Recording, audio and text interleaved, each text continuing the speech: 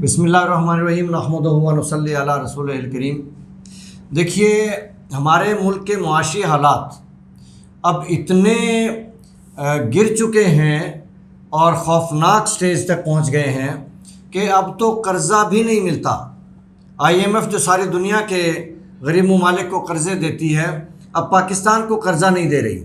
اور پاکستان کے اپنے اندرونی حالات معاشی طور پہ اتنے تباہ ہے کہ قوم مہنگائی کی وجہ سے پریشان ہے، چلا رہی ہے، اور کوئی بہتری کی صورت بھی نظر نہیں آ رہی۔ پاکستان کی کرنسی دن بدن گرتی جا رہی ہے، اور پھر جو ہمارے ملک کے اندرونی حالات ہیں ان کے ہوتے ہوئے تو ہمارے دشمن اتنے خوش ہیں کہ شاید پاکستان اپنی آخری سٹیج پہ پہنچ گیا ہے۔ یعنی مودی نے امریکہ میں تقریر کرتے ہوئے یہ کہا کہ اب ہمیں پاکستان سے لڑنے کے بارے میں سوچنے کی ضرورت نہیں رہی، اب ہم ساری توجہ اپنی قوم پہ دیں گے، غریبوں کی ترقی پہ دیں گے، کیونکہ پاکستان تو اپنی موت آپ مر جائے گا۔ یعنی پاکستان معاشی طور پر اتنا برباد ہو چکا ہے کہ یہ مقروض، محکوم، مظلوم اور غلام بن کے اب یہ وہ دیوالیہ کی سٹیج پہ آ گیا۔ تو یہ جتنے حکمران اب تک حکومت کر چکے ہیں اور جو کر رہے ہیں، ہم نے دیکھ لیا ہے کہ یہ سب کے سب حکومت چلانے میں، کامیابی سے حکومت چلانے میں اور اکانومی کو سٹیبل کرنے میں ناکام رہے ہیں۔ اب ان مسائل کا حل، معیشت کو سنبھالنے کا طریقہ، یہ صرف اور صرف میں یہ کہوں گا کہ ہماری جماعت پاکستان محافظ پارٹی نیشنل کے پاس ہے کہ ہم معاشی لاہ عمل، ہم معاشی منشور اور پلاننگ وہ رکھتے ہیں کہ انشاءاللہ اس ملک کے حالات فوراً سنور جائیں گے۔ فوری طور پہ ہمیں ہر شخص کا ایسٹ ڈکلیریشن لینا ہوگا کہ جو کچھ اس کے پاس ہے وہ ڈکلیئر کرے، جو ڈکلیئر نہیں کرے گا وہ اثاثہ قوم کا ہو جائے گا، ملک کا ہو جائے گا، اس کا نہیں رہے گا۔ اس کے بعد جو کچھ ہے اس پہ جو زکوٰۃ بنے گی وہ اس طرح سختی کے ساتھ، ڈٹرمنیشن کے ساتھ وصول کی جائے گی بیت المال میں، جس طرح سے ابوبکر صدیق رضی اللہ تعالیٰ عنہ نے اپنی معیشت کی بنیاد رکھی تھی، اسلامی معیشت کی بنیاد رکھی تھی۔ تو جب ساری زکوٰۃ بیت المال میں آئے گی تو یہ وہ مال ہے جو غریبوں کا مال امیروں کے پاس ہے، اور اکثریت وہ مال غریبوں کو نہیں دیتی۔ یعنی زکوٰۃ کا نظام نہ ہونے کی وجہ سے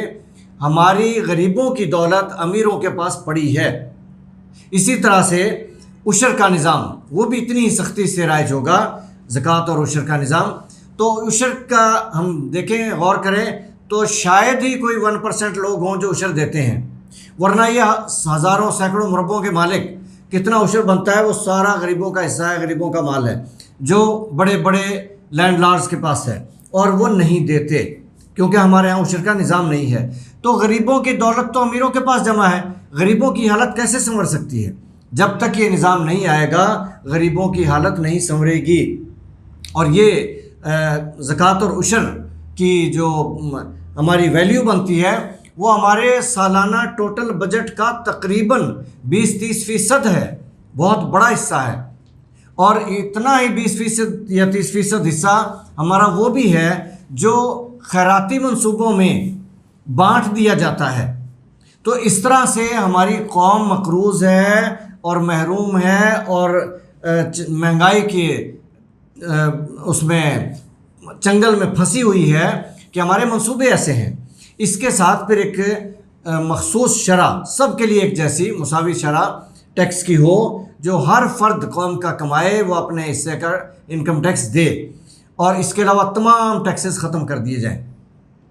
تو اس کے ساتھ ہمیں اور جو معاشی اقدامات کرنے ہیں اس میں ایک بہت بڑا فیصلہ یہ ہے کہ تمام دولت جو ملک سے باہر چلی گئی اس کو اندرون ملک لانے پر اور انڈسٹری لگانے پر کوئی پوچھ گچھ نہیں ہوگی کہ یہ دولت کہاں سے کمائی، یہ مال کہاں سے آیا۔ تو پھر یہ جو دولت ہماری بیرون ملک پڑی ہے اور بے حساب ہے وہ ملک میں آئے گی، انڈسٹری میں لگے گی تو ملک خوشحال ہو جائے گا، گھر گھر انڈسٹری لگے گی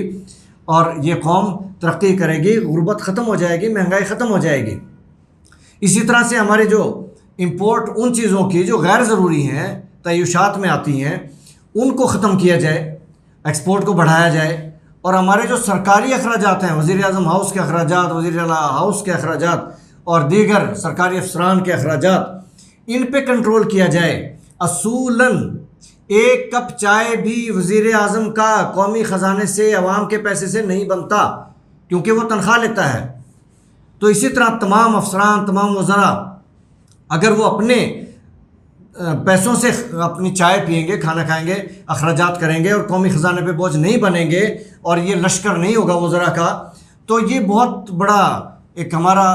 ذریعہ ترقی ہوگا۔ کیونکہ جب سادہ لوگ ہوں گے برسر اقتدار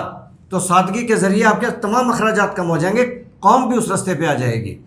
تو ہمیں یہ چند منصوبے زیر عمل لا کے اور معیشت کو بحال کرنا ہوگا، ہمیں قرضوں سے نجات پانی ہوگی، ہمیں غلامی کی زنجیریں کاٹنی ہوں گی، تو پھر یہ ہمارا ملک ایک عظیم ملک بنے گا اور یہ قوم ہماری انشاءاللہ دنیا کی ایک عظیم قوم بنے گی انشاءاللہ۔